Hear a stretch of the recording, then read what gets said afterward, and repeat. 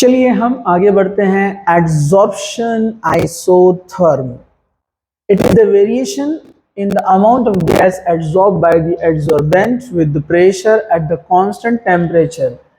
Okay, this curve is called adsorption isotherm. तो इसमें जो यूज होने वाले टर्म्स है इसको आप थोड़ा ध्यान से देख लीजिए। यहाँ पर जैसे आप यहाँ पर देखेंगे कि ये जो x है, x is the amount of gas, x is the amount of gas, amount of gas of adsorbate, ये एड्सॉर्बेट का अमाउंट है जो यहाँ पर एड्सॉर्ब होने वाला है। Okay, what is M? M is the amount और the area of the adsorbent, मतलब जिसके ऊपर एड्सॉर्ब हो रहा है। इसी का रेशो होता है एक्स बाय एम। ये देख रहे हैं आप यहाँ पर, जितना ज्यादा रहेगा सरफेस एरिया, इसका वैल्यू ज्यादा, और x अमाउंट अगर कम है तो एड्सॉर्प्शन टोटल कम होगा। लेकिन अगर ये एरिया ज्यादा है, ये भी ज्यादा है, तो एड्सॉर्प्शन ज्यादा होगा। मतलब दोनों क्वांटिटी पे डिपेंड है। सरफेस एरिया जितना ज्यादा और एड्सॉर्ब होने वाले पार्टिकल जितने ज्यादा, उतना एड्सॉर्प्शन ज्यादा। तो इसको x बाय एम के रेशो से फाइंड किया जाता है विथ रेस्पेक्ट टू प्रेशर। यहां पर हम इसको देख रहे हैं with respect to pressure. See here, जैसे आप देख सकते हैं यहां पर with respect to pressure. Okay, अब यहां पर थोड़ा सा ध्यान से देखिए आप, प्रेशर जैसे जैसे बढ़ाएंगे एड्सॉर्प्शन बढ़ रहा है, ये सभी केसेस में आपको पता चलता है।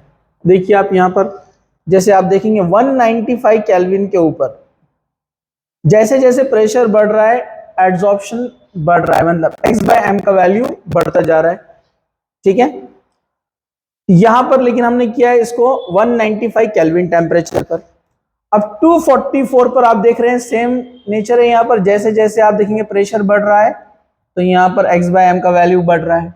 सेम यहां पर भी आप देखेंगे जैसे जैसे प्रेशर बढ़ रहा है x बाय एम का वैल्यू बढ़ रहा है। ये है प्रेशर जो हम यहां पर इंक्रीज कर रहे हैं left to right. Now see the difference between the temperature. अब इस टेम्परेचर में आप जरा ध्यान से देखिए कि 195 केल्विन और 244 केल्विन में डिफरेंस है। मतलब लो टेम्परेचर पर x बाय एम का रेशो ज्यादा है। इसका मतलब होता है लो टेम्परेचर फेवर्ड दी एड्सॉर्प्शन। और टेम्परेचर जैसे ही हमने बढ़ाया 195 से 244 केल्विन किया तो आप देखेंगे ये आपको नीचे मिल रहा है, मतलब x बाय एम का वैल्यू कम मिल रहा है, मतलब एड्सॉर्प्शन यहां पर कम हो रहा है। तो it increases with increase in pressure and decreases with increase in temperature. Okay, but at specific value. जैसे आप देखेंगे 244 तक आने तक ये यहां पर टेम्परेचर हमने जैसे 195 से 244 किया तो यहां पर आप देखेंगे एड्सॉर्प्शन क्या हो रहा है, यहां पर कम हो रहा है। ठीक है, लेकिन यहां पर 273 पे अगर आप देखेंगे टेम्परेचर और बढ़ गया है, टेम्परेचर और बढ़ा है तो एड्सॉर्प्शन और कम हो गया है। तो सिंपल सा पॉइंट क्या है यहाँ पर, चाहे आप किसी भी टेम्परेचर पर ये प्रोसेस को देखते हैं तो x बाय एम का वैल्यू यानी एड्सॉर्प्शन का रेशियो जो है यहाँ पर वो इंक्रीज हो रहा है विथ इंक्रीज इन प्रेशर। जैसे जैसे प्रेशर बढ़ेगा एड्सॉर्प्शन बढ़ता जाएगा। लेकिन अगर टेम्परेचर कम है तो आपको ऊपर मिल रहा है कर्व, मतलब यहाँ पर एड्सॉर्प्शन बहुत अच्छा है। टेम्परेचर बढ़ाया तो कर्व नीचे आ गया, मतलब एड्सॉर्प्शन लो है। मतलब टेम्परेचर जैसे जैसे इंक्रीज करेंगे तो एड्सॉर्प्शन डिक्रीज होगा। ठीक है, तो x बाय एम का रेशो यहां पर प्रेशर के साथ अगर हम देखेंगे तो ये डायरेक्ट रिलेशन में है। मतलब हम इसको कहेंगे x by M is directly in relation with pressure of the power 1 by n, 1 by n। Okay, ये प्रोपोर्शनलिटी के साइन को अगर आपको हटाना है तो डेफिनेटली आप यहां पर कांस्टेंट यूज करेंगे। ये प्रोपोर्शनलिटी का साइन हट गया, ये आ गया इज इक्वल टू, तो x by M is equal to k into p power 1 by n। Okay, तो यहां पर आप जैसे कि देख सकते हैं, अभी हमने देखा कि what is x is the mass of the gas जो एड्सॉर्ब हो रहा है, एड्सॉर्बेट। उसके बाद m is the mass of the adsorbent जिसके ऊपर एड्सॉर्ब हो रहा है, m वो है। एट द प्रेशर P, जो हमने यहां पर P लिया है, उसके डायरेक्ट रिलेशन में है।